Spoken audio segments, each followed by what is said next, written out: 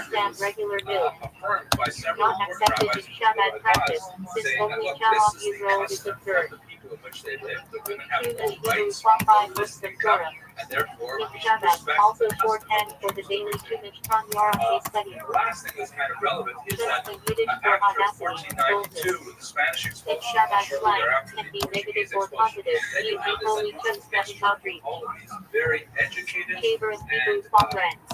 much In more Shabbat, sometimes cosmopolitan refers to Jews groups of coming in activists for large yeshiva numbers peers. of Spain, Chassid Hebrew Portugal, for Kais and one. populating many of the In Shabbat, cities of the referred region. to as devoted follower of the Riva. Africa, Chassis course, featured Greece, Yiddish and for so on. Chassidic So style.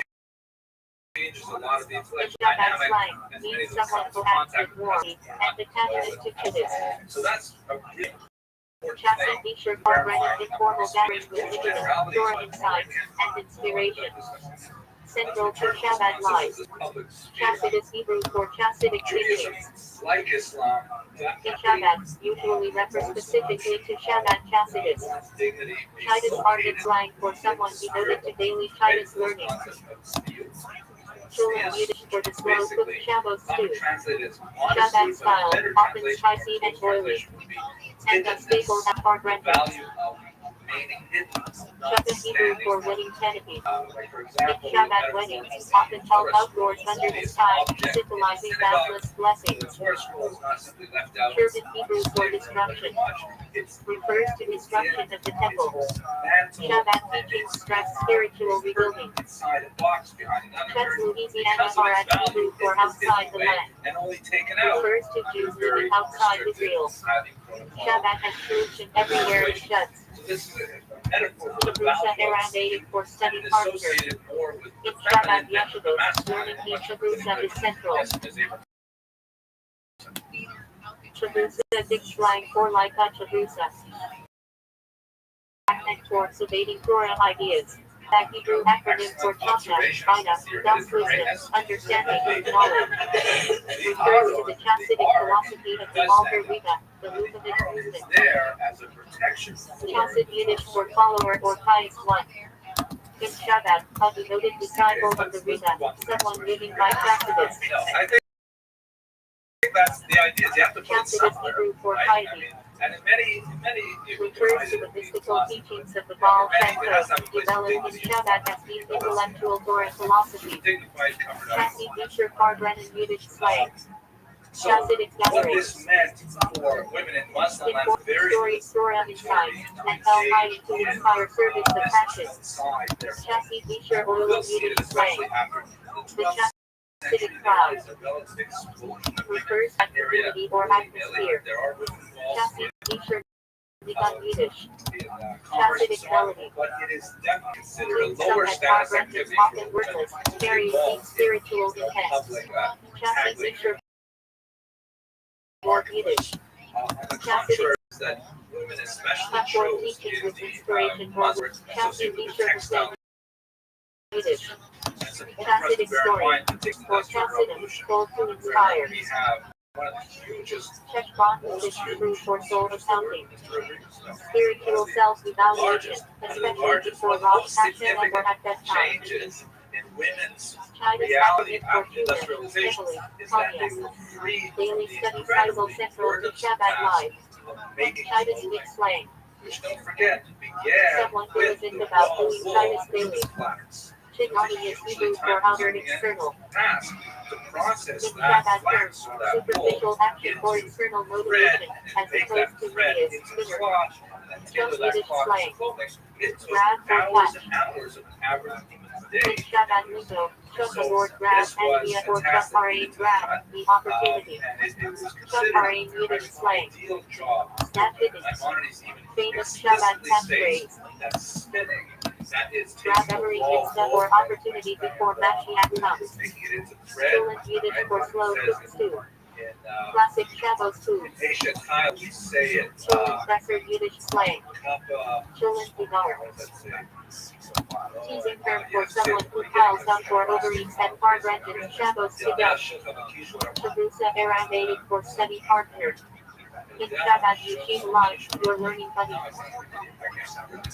Shabbat's for Yiddish slang. Shabbatic, often said with warmth or joking tone. Shabbat house outreach center run by Jerusalem Shabbat emissaries. a home for Torah, Tefillah, and community. Halech is the part Shabbat house of the master distaff play. that holds the Person roll. who always shows up The at other the part Shabbat is house for the free second food part events is without the money other end of the commitment. thread. Shabbat Nowadays, lunch I play. tried it many times in my classes. Someone connected to Shabbat but not fully immersed. Friendly nicknames sometimes used And yet, for the tongue vast majority of human history, Hebrew or friends. early stage they get In back. Shabbat can also mean someone close to the movement. Titus Club slang. Kids or youth groups organized around reciting Titus. Shafnashing Yiddish Shabbat slang. To drop in and catch a class without being a regular. Chassidischer Geschmack Yiddish slang. A Chassidic flavor taste. It refers to the special joy in living a Chassidic life. I once took a personality test. Chamber of Hebrew for friends. Also used as a name of volunteer organizations in some communities. Hebrew for outsiders. Shabbat thought refers to external negative spiritual forces or influences. Shabbat Yiddish for praying. Refers to Jewish prayer in general, especially the structured daily services. Davidoff storm slang. To pray with fiery intensity or with a lot of energy. The reality is that women are still very involved in In Shabbat often implies a long dedicated prayer. Here's a Marriage is Hebrew plus Aramaic prayer. from the wine Extended lab prayer. we talked about 2 weeks ago. In Shabbat, And here's much time an in prayer amazing to little keep piece of dedication old on history. Chassidic ideas. A woman who has traveled, first of all, this is woman Refers to the Lulav, Esred, Hadassi, and Carlos Jews on Sukkot. she feared they might rape her. Null game is Hebrew for Such forgiveness. a case, Galactic personal space around that she is person. permitted to dress in Many nun's laws clothing like carrying on so that shadows shows are that she measured is by a this. people think she is a nun Null and not game an is actor. Hebrew for forgives. It's an amazing thing. I mean, Nicknames were part of the Talmud tractates Baga, Baga Metzia, Baga Basra. tremendous prohibition Null Kusos in the other Hebrew areas, for but cups. it gives you a sense of Cups for and women. wine and the messengers. And if a woman traveling, Null there's a group Parchinos of Hebrew Jewish for ruffians. fortunes. This is like mind-boggling. Special Torah He's registry approaching for her, Chesed and Shechali, presumably the Zachar, Jewish Sarah, ruffians would not Pachovish. be put off by a woman Null in a nun's Rashko costume. Hebrew for I acronyms. can't believe this. In She Chassidic is learning, permitted to breaking dress down in a phrase non-Jewish into its dress initial and say letters she to is a reveal Gentile. meaning. I'm not Jewish. Null I may not chose rape you Hebrew because for I'm not life. Jewish. And then Sometimes she may used warn as them that she will galactic for cry out and mystical reward them. She may contexts. also cry out at once in order that Null Gentiles will Yamin come to help her, for even if they holy kill days. the Jewish Refers ruffians. to Pesach, I mean, Shavuot, just this one Rosh passage Hashanah, from this Sukkot. book, 13th century Null book, Golem Hebrew gives you a for whole worlds. bizarre outlook of what must life have been Kabbalah, like Hasidus, for Jewish businesswomen Absalus, at the time. Beriah, But let us Yetzirah, return to Exodus. um, Null Rosh some of says the Kosher gender-related Hebrew. aspects of it. Four And initials in perhaps the Shema. most significant Used in economic Chassidic meditation on the step Shema in prayer. sex life is the Gavin is institution of marriage. Chassidic slang. Chassidic style of Economically, Gavin. it was hugely balanced Slow, in favor of meditative, men. heartfelt. In fact, Burr Yiddish slang. that the To grasp, to Talmud internalize. uses for marriage In is Shabbat, fidya. used to mean truly getting the depth of an idea. It can't be understood in the same way of acquiring chattel. I think that's With inner grasp. it's not, but it definitely Compliment for is someone a who really one-way gets Chassidus. relationship. The husband, as it were, Burr acquires magazine the Shabbat wife. food The wife locations allows slang herself among to be Bakulas. acquired. She may not Did you be see the new Burr? acquired without her permission. Here is the past common Hebrew for life. Women Central have some Shabbat degrees concept, the of men physical world of home of for personal passion. status. For example, in Jewish law, Here is Hebrew a for man, dwelling. a Jewish man In may be Shabbat, enslaved, shorthand for the not dollar be slave. enslaved. It is illegal to hold her This as a Sunday, slave. dollar Majority bills for 12 charity years old. 2000. Before that is a different story. A At dollar 12 from years the old, Rita. she may not be enslaved. Dollar line slave. So when it comes to marriage, Nicknames for the there's long lines of people property waiting that to goes receive from a the dollar from woman the into Rita. the marriage, Rosh to the family from the husband. in Shabbat, often used for a board given by a mafia or rabbi. Obviously, their parents help. Bridal And the Yiddish for dowry spinning is top. far larger than anything Hanukkah the with husband Hebrew brings into letters the marriage. symbolizing a great The miracle dowry happened is there. kind of like, look Plural at it for cynically, bridal. it's kind of an incentive Common Shatter Active Program. Bridal Presser Slack Goat. Someone obsessed with bridal game or collecting bridles. 70 notes of Brad Hebrew for expedition. Refers to the homiletical level of Torah interpretation. children, and in particular collecting Roger dowries, Presser having Unit enough Slash dowry Goat. to attract this kind of Person who mates. always sits through sermons and loves British slang. Garbage. Real estate, it could be things like Sometimes used in yeshiva. Head with bread. Equals Hebrew for attachment or cleaving. The first is the unofficial Shabbat usage means spiritual connection to action achieved through prayer and chastity. It's not actually a sign of marriage, but it is a soul for chastity melody for meditation or prayer. Yeah, I'm tempted to say it's not right. It's like, but it's really, he has to prayer get does some mean a state of intense object attachment to action. It's I far prefer less Yiddish about for the most high. and then is the A marriage. common Shabbat, Yiddish way of referring to Gift high given soft typically Hebrew for without end. parents of the bride In symbolic for chastities. the marriage. Yes. As infinite essence. And finally, there is the so-called High hot delay, word is which nothing is besides really him. the promise of Chastity a phrase gift in the recognition case as of absolute divorce oneness. or the death of the husband. And having not the Aramaic for yes, that is indeed so. Classic Calvinic phrase Then used in the learning. husband or High his Latin estate, Hebrew for time all of of his favor. heirs, would have to pay the A wife spiritual or ex-wife auspicious time a for prayer large or sum of blessing money, equals and this is intended as a deterrent. High Zera Hebrew for Divorce and time also of a trouble. restriction that's put in Refers place to for time extra prayers are sent for so-called salvation. legesh, or a High concubine, biblical is essentially a wife in chastity concubines up until then, utilizes and the starting material by world us, and really up struggle until of the 20th Yaakov century. soul verses. A concubine is a Yaakov full body wife world. in every respect, I should except tell she does Hebrew not for have womanhood. the protection of the delayed Put installment. himself on Friday night, also audible of praise, a righteous woman. So these Zera things Hebrew for really favor the husband because rabbinic structure allowing carrying on Shabbat with injury. but it also That arrow Hebrew for courtyard joining. A specific halachic form of Eruv. the woman may also bring into the Hebrew for marriage equalizers. from In her chastity, fathers refers and to mind energy as it is and revealed in under the certain world. circumstances she may retain ownership Below of Hebrew that month property. before Rosh But in Hashanah. traditional Talmudic In law, Shabbat, she of doesn't preparations, retain the right Yeshiva, to and control spiritual stock taking. or to own that property. So let's say, for A example, strong the Shabbat father gives her a compliment. field, He has an the husband anti-first can't chastity. sell the field, And it in belongs to Hebrew for her, faith. but he has the right to decide whether to Shabbat, farm in on faith it, and passion build that a hotel on transcends it. law. He keeps And the in the income Peshitta from Hebrew that. faith. That's, traditional. The natural, your faith, and Unitarian Hebrew for living faith. Right now. A faith that is felt and acted upon. And Unitarian Hebrew for complete faith. Full trust and easy without doubt. For faith and trust. Faith, belief in easy and trust, confident reliance. And the Dallas Shabbat slang. Lady and the Exile with Moshiach. So And that's, the this is the economics of marriage, at refers least to as the era per just traditional before law. Moshiach Now, as I has mentioned survival. earlier, there is And Torah, Hebrew for the and there is reality. used There's before a difference holidays. sometimes between what the rabbis say the way it's supposed to be, And Shabbos Friday, historically and and socially, Yom Kippur. what people did. And Shabbos As I'm Rav sure we slang. see around us even today.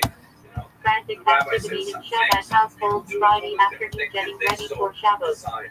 And we shall And see that silent the Hebrew. way the Mixture of foods. it's very structured Halachic ritual to allow cooking on Yom Tov for Shabbos. with their feet. The rabbis have to Esrog catch Hebrew up for citrus. to social pressure. One of the And four the rabbis, species for on many citrus. occasions, including In rabbis of Shabbat, Muhammad, emphasis Rabbi is placed on Rothschild, a the beautiful, author of and the either Gemara, Esrog. they will validate Esrog is Hebrew practices plural for that sitron. are not in Often harmony with discussed with traditional great care among statements of the Shabbat Talmud, chastity. if that is the Esrog box slang. the custom of the community. Often silver or ornate for an Esrog during Sukkot. Vary. So, for Esrog example, checking slang. The obsession yeah, of let's Baco just is skip this expecting here. Esrog So what do we see in 195 these glasses areas? before Sukkot. First of all, Natural these are acronym. documents as opposed to the rabbinic documents. eating, SHPA agreement, ministry refers to hospitality and caring for guests. To let their husbands over and over. Special Shabbat name of Shabbat hospitality Crown Heights and Israel. You know, these cases come to court, and the husband says one thing, and the wife says another thing, and the court has to decide what they're going to do. Quite often, the husbands complain that their wives are making money, and they're not declaring it for properly. guests often Muslim staying Like, in Crown they're Heights. making $100 a week, and they're saying, I made Efforts $50 are a the week, Hebrew and what form happens of to the effort. $50? You know, Used that's outside not Yiddish joking. Shabbat contexts. But Even so Hebrew Hebrew. we have husbands complaining that their Section of wives are Shulchan hiding Aruch their dealing income, with marriage divorce laws. controlling it. And passion Hebrew for Secondly, servant of GD. we find wives telling their Chassidic husbands, ideal of hey, dedication sweetheart, and humility that for I'm going to faithful go to servant. the Muslim Title of high praise because the often Muslim applied to courts, as Moshe we mentioned Rabbeinu. earlier, were far more lenient And with degree regards Hebrew to for women's Hebrew. income. Sure And and this was by law. the Exodus symbolizes this. if a woman would take her case And to the version Muslim Hebrew courts, for the and that one would who be chose to humiliation remain for the with his Jewish family, master. for the husband. In many Symbolizes cases, attachment, rabbis power and over counsel their desires. parishioners, Thankfully, their Hebrew. let her have it. Praise denoting And this loyalty to the became king kind of passion. enshrined in practice. Exile mindset slang. Dowries as well, as opposed to Nasiya.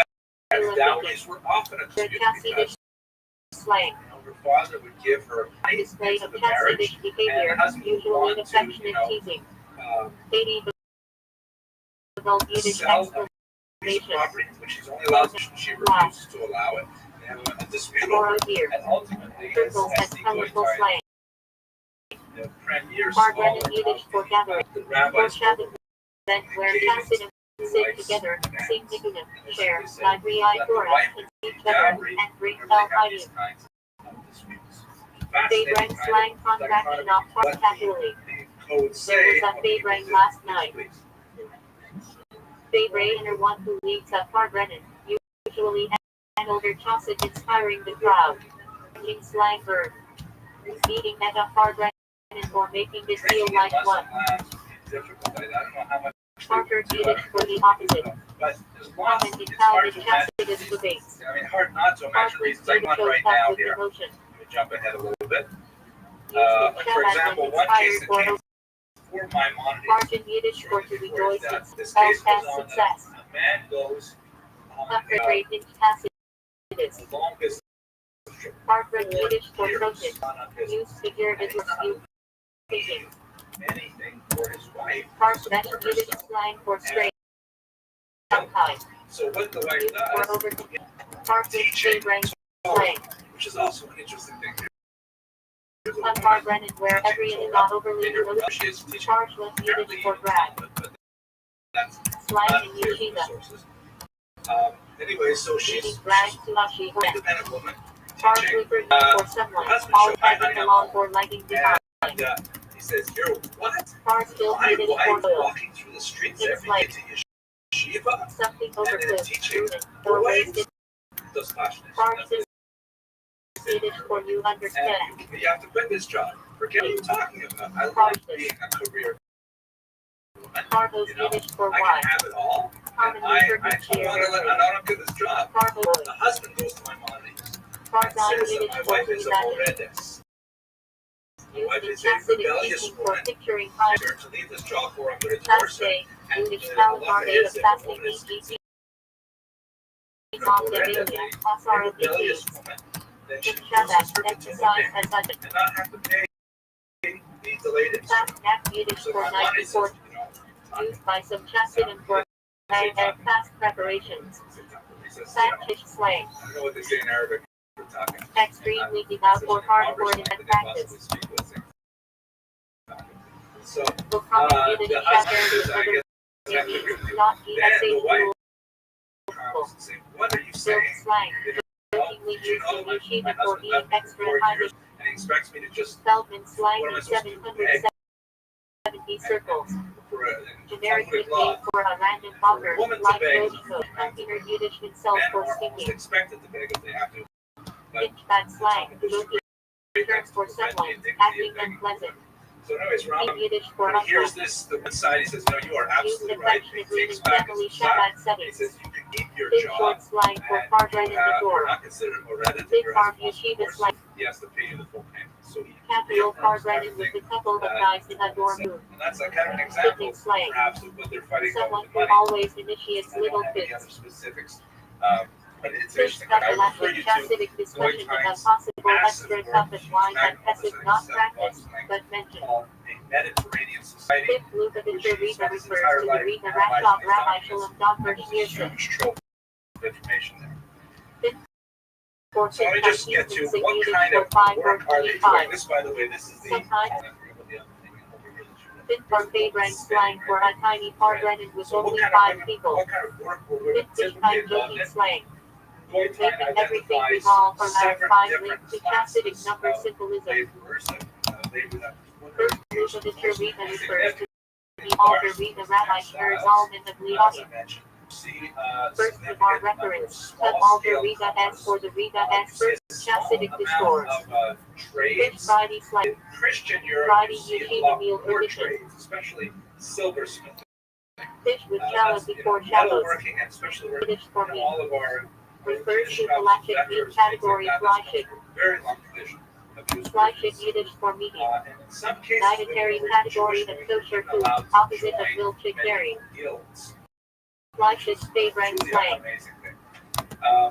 Afar bread food meat instead of just mash. Fly shit jokes Yiddish chef. Jewish women Off working color as or overly midwives, murky jokes found in eating doctors, Flash time Yiddish professional for physicality, coarseness. higher women. Kitchen represents worldly desires. Your funeral, but someone else's funeral. Flip out Because slang. they just set the tone. Becoming overly religious quickly, sometimes used jokingly for Balai Kashuga. Flipping Nicodemus slang. Fortune tellers, psychics, all kinds of things like When Jewish someone women keeps were engaged in changing these the all Nidan too occasions. often and up a brand. Genesa tells all. Fodder for favorite Describes slang. all these different things that Jewish women were Stories, involved or in. It that, really is or a very personal rich struggles shared economy at as a a whole. Fargrennen. Yes. Four cups galactic obligation and 4 cups of wine at the Kesed Seder. For species Lula, Esrin, Hadassi, and Fargos That's on a great Simply. question. I don't know In if Shabbat, Jews discuss deeply allow in memory. alcohol in Muslim societies or not. For world's Hasidic teaching the Axilis, Beraya, Yetzirah, Hasidia. And that's Fourth loop of the Sharina refers to the Rita honored Rabbi S.H. Pearson. Professor Yiddish slang for blood. Used teasingly in Shabbat Yeshivas, when someone overeats at Kiddush. Brit Yiddish for religiously devout. Used, sometimes used admiringly, sometimes mockingly. From Yiddish for religious. Standard description of observant Jews. From Yiddish for religiosity. Okay, so let's The talk for a second Catholic about sometimes usury, because critique it's when it is impossible to about talk the about external Jews piety in without medieval economy interconnection. without talking about usury, From her which Yiddish is slang, a nasty super term. religious guy. And Jews were Keep teasing for very genuine. involved in moneylending, important profession, To become more particularly in observant. Christian Europe, From Tom because slang. Christians The link developed this between two canon religious law called beliefs the in brown white Law sidewalks, which which has no one view. prohibited Christians Full from Hallel charging recitation of interest the complete Hallel prayers to other on Christians, festivals. which basically shut down Full beard the shut at medieval my neck. economy, because in an Brody of agricultural beard and society not where you as have a sign of piety. income and expense, to ride out the year when you're waiting A for your couple who harvest to grow. devotes themselves The Jews 24/7 were to the laundry. only minority for about Embracing 500 years favorite who slang. were legally A allowed favorite that to is lay money on actually interest. just about At money one that point, the feels. Italian Christians said this is ridiculous, there's so much money to be Ticket made, slang. and they ignored the On law board of Gratia colorful and kid they award by broke younger it. They Bakunin. forgot about it. But Money for Nidan slang. about 500 years, Jews were the Light-hearted only Nidan source of inserting in credit between serious ones to in live the medieval mood. world. Fire Yiddish for fire. In Hasidic lingo, Correct. used So Jewish metaphorically laws for where they stirring get the idea. al-passion. Jews are not Fire allowed to mid-brand charge Yiddish interest phrase to fire other with burning. Jews. I've tried calling MasterCard In and Shabbat, Visa describes to and COA, process they as wouldn't answer my calls. enthusiasm and But warmth the idea is Jews are allowed to charge to non-Jews. Title given to Vice great versa. tourist policy Theoretically, in Christians Vilna can Davis. charge interest to Jews, but the Now market the Hebrew differential is so acronym for huge Beit have that it used was it. not profitable. Head of the rabbinical So, board. skip The over my that. Here's a Hebrew for picture, by sitting the on way, top of of her. a Jewish In moneylender. This is, Shabbat. I think, 14th century Germany. Person managing alios, finances, or 770 order. Rabbi Tzedakah of Hebrew for charity treasurer. Collects and distributes funds. Gadol Hebrew for grade. Term for a major rabbinic leader. Gadol Hador Hebrew for grade 1 of the generation. Title for meeting sage. Gadol Hebrew for a student who serves a great rabbi. Blessing closeness. To a large Now degree, is Hebrew for that exile. moderated by the fact that Incassius refers to both physical exile and spiritual distance from PG. money lending, and the king would Now lend is his Hashishina own Heber for enforcement exile of the to make divine sure that presence. debts were paid. Hashabat One P. time it was really dangerous was if EBS the debts presence became hidden so in the world. large that the king Now would is feel it was more mindset slang. expedient to simply sacrifice the debt. Being stuck in small thinking for lack of freedom. York in Yet 1290, through for alphabet example, Hebrew for this too is for the good. they choose 3 times. Famous saying of Nafumish Damson quoted in Shabbat Carbretions. And they realized Yet they even couldn't for get garden they of went back in, they would in want money, so Chasidus. they kicked them out 3 times. 2 levels. Lower and higher Gan Eden. Gan Eden flee in Hebrew for higher, garden of Eden. Souls experience deeper divine revelations. Gan Eden Protestant Hebrew Eden. Souls enjoy thorough learning after death. Gan disease slang Shabbat shorthand for Gan Israel, but Shabbat Earth network. Yashmi is Yiddish for physicality, materialism. Medieval art In Shabbat, contrasted with Ruthie's spirituality. Yashmi is not Yiddish slang. Physical things. Used in hard branches to talk about elevating material. Definition Hebrew for purgatory. Profession. It allows Jews to live a spiritual cleansing process from the soul. Here is Hebrew for conversion to Judaism. Nice high-tech Yiddish slang for heated up. It's very hard to live far away. Used in I favorite gets intense. Tomorrow Hebrew for completion. Talmudic text interpreting the Mishnah. It's a portable profession. Torah even studies. Gematria Hebrew for numerical value of letters. Shabbat often uses it for mystical insights. And it allows time for study. Generalist Hebrew for acts of kindness. Set bankers' Often hours. refers to And green the rest of the society. Ultimate Hebrew. Free loans, baby here, etc. Prime times. Now they drive. Giovanni Hebrew plural for geniuses. Refers to the feminine state. Widely, it's kind of effective to develop. Giovanni's historical Jewish era after the Talmud reference was because they were in central of Roshi Act. Line of Hebrew for the complete redemption. is the fact that much better. And then we're translated. Choose to move from place to All this story to be farmers. positive extra slang. Maybe buying and selling All real his estate. favorites and awesome fiery British. Value. There's nothing as Yiddish for withheld. And the Common Shabbat apologetic to say, oh, the reason we were money lenders There's under my favorite slang. farm and all these other favorite. farmers. That's kind of an idea Meaning that one develops with out good of balance of the late inspiration 19th and joy. century. The socialist Yes, there are idea Hebrew is that 43. farming is the most natural and healthy Often a rabbinic prohibition. but it really doesn't. Yes, there are Shabbat Hebrew for equal degree. Talmudic rule. Deriving collection by comparing similar words in verses. Gimel Tammuz Hebrew date. 3rd of Tammuz. In Shabbat. Day the Rita passed in 1994, marked as a day of reflection and connection. Gimel Tammuz favorite Shabbat slang for the emotional Pargran and Al-Fat day. Gimel Hebrew for camel, also the 3rd letter of the Hebrew alphabet. Symbolism used in Chasidus. Gimel chest Hebrew phrase. Letter jumble represents giving kindness, gentleness chest. Timothy Southeast slang in Yeshiva. 97. Read notebooks for Gemara, Chassidus, and Militia. Live Yiddish for luck or fortune. Used in blessings. So let's look at Wuksha. Live vagrant slang. Let's A return to hard our running where specific everything text. worked I want out to look lucky. at 3 specific documents. I actually have Hebrew this Fortet. 1967 article here Galactic from category is Boyce stealing. himself. Cross dot Hebrew for stealing knowledge. This woman that he discovered in the Galactic prohibition of deception.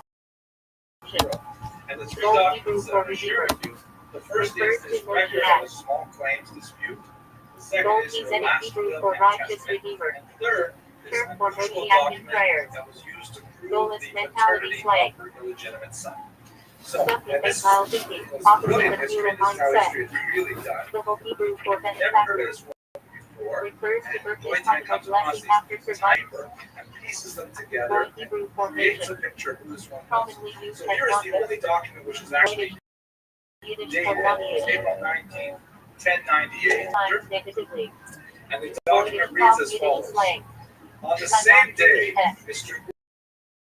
Ula Halevi, son of Joseph, son of the late Judge Yakir to the court, and the little witness for the former, that he was in the synagogue on Wednesday the 10th of this month, when Karima, the daughter of Amar, known as Wuksha, I'll tell you about what these names mean in a second, the broker, appeared in the synagogue and said to him and to Moses, the teacher, and to Mali HaKohen, the brother of the sexton. Okay, so what's happening? The document is some kind of word document, and this person is testifying that he was in shul, and a woman comes into shul, and she talks to these 2 other named individuals, so they can testify to the validity of the story, and she says, I want to see the Dayan, I want to see the judge, for I was informed that he summoned me.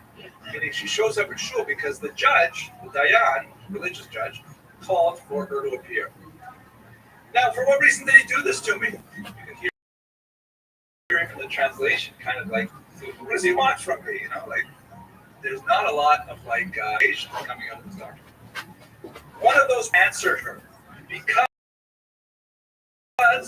Ula Halevi appealed against the president of the court, the Al-Beit Din, meaning I is suing you. Wherefore he sent after you, asking you to appear with him before the court. The guy is summoning her to appear in court over a dispute. But you refrained from appearing with him in court. She ignored an earlier summons. So now she's called to the carpet. Hey, how come you didn't show up? We called you to court. And thus you deserve a public notification and a warning. And I heard it. I love the way it reads. It's like, you're not in this. What do I owe Mr. Ula that he should make such a claim against me? All that is due to him for me is 5 kirats, which, as I'll tell you later, basically works out to about $20. All she wants from me is $20 in 1967. Well, actually, it's $10. And she calls me for $20. For 5 kirats, he makes such a fuss. Also, Mali, the brother of the sexton, was present and made the same deposition as the aforementioned David. We set before us and have signed so that it may serve as a conveying rights and as a proof. So, what do you make of this quick, vision of who this person is? What do you think, Judith? You work with these doctors all the time.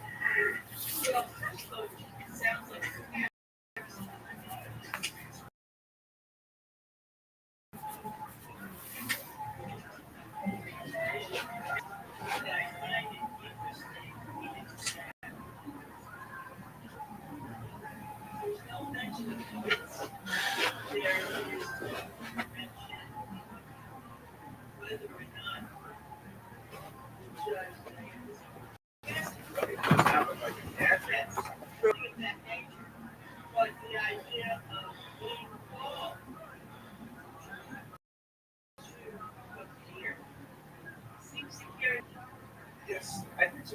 Well, you get someone to court. Someone is suing you. You say, "Oh, this basically, right?" And if the court says, it sounds to me, I don't know these terms are. It sounds like she's being contemptuous of the court.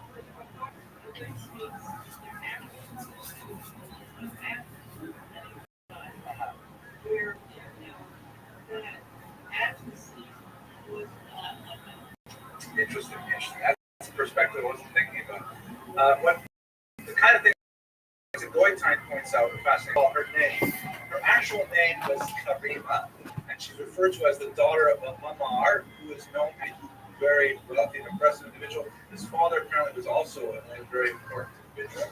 And she's called Wuksha, which apparently means, he translates the Arabic out of his language, that means someone who always asks for handouts. kind of an Travel with Tacitus line going through Hadith Samar. Gratz Yiddish for belch. Used in slang jokingly as favorite his father, as I mentioned, was a very Welcome. normally when women are covered in the documents, there has to be someone there to prove who they are. In Tacitus, Women often are contrasted without identity. You can't say it's the shopkeeper from such and such a street.